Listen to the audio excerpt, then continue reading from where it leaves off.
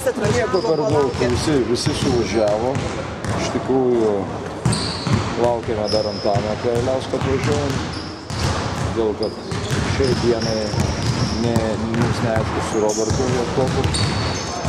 Šiandien jisai nesitreniravo, bet turi būti atlikti jam dar pakartoti tyrimai. Ir tada galėsiu galbūt daugiau pasakyti. Mano gydytojai daugiau pasakys. Kada tie tyrimai? Šiandien. Ne? O labai džiaugiuosi ir dėkingas Antanui, kad jisai sutiko padėti ir jis atskrenda ir galbūt net šiandien vakariniai turėsim kažkiek, tai gal jisai startuos.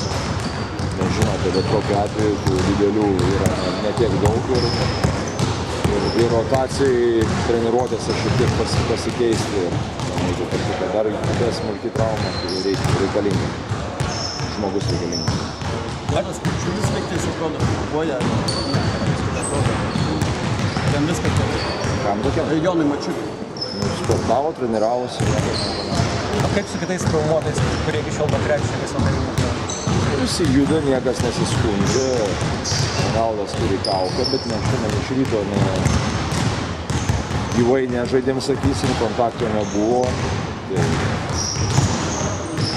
Tai nieko, Simo klausė, Simas viskas irgi gerai. Kiti vyrai irgi. Liktai jau naktim nebesikelia. Matysim, kaip čia. O aš noriu paklausti, ar Kavaliauskas buvo vienintelis kandidatas galimai papilsuoti, ar jis buvo toks artimiausias ir logiškiausias, todėl kad jisai su mumis buvo iki pat galo, jisai žino visas sistemas. Jis atidirbęs, jisai dabar sportavo ir geriausia forma. Tai motyvo kalba nebuvo? Buvo, bet žinote, žmogus dabar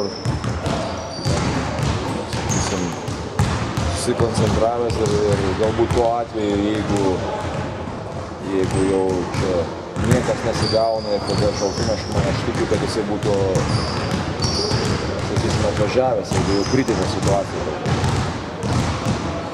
Dabar dar neaišku, tas pats, sakysim, Antanas važiuoja su tą mintim, kad jisai nėra garantuotas. Jeigu Javtokas pasveiksta, tai jisai tik tai, sakysim, treniruočių stovyklų. Jis šitą supranta, važiuoja šitai supranta. Aš noriu pasidaryti tokį dalyką, kadangi jūs turite apsispręsti dėl kandidatų, kurie važiuos iki 20. Ar šitie nauji Jasaitė su Seibučiu kalba eina, jeigu jie ateina rinktinę apie pakeitimą jų poziciją žaidėjų, ar nebūtinai? Aš manau, kad jie centrų nepakeis. Aš manau, kad vis tiek tai bus įsimėjų pozicijų. Matysime, duokit laiko šiek tiek pasižiūrėti. Tada tam ir daromas tas treniruotės ir kaip tas atrodo. O iš pirmųjų treniruočių Reinaldo ir Jasaičio istoriją? Supraskite, kad tos pirmos treniruotės mes pamėtėm, pasikartojom kažkokius derinimus, tai ką jūs norite, kad aš nuspręščiau? Nebūkit juokingi. Pasirašėt su Lenkų komanda su kontraktą. Taip. Lenkų klubas turėjo finansinį sunkumą, ar nesibauginam? Ar čia dabar mes neparinkime? Šiek tiek. Šiek tiek neparinkime. Ekskursas.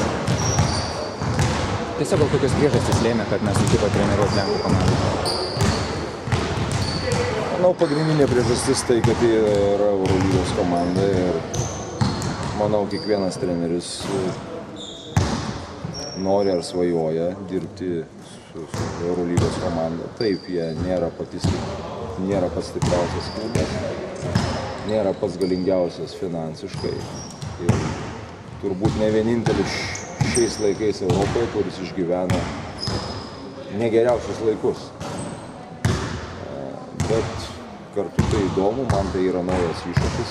Komanda aišku, kad bus ten jauna, kažkokiu tai ir jaunų Lenkų žaidėjų ir negalėsim skambių vardų prisikviesti, bet vadovai pasitiki manim, gerbė tai, ką aš padariau iki šiol.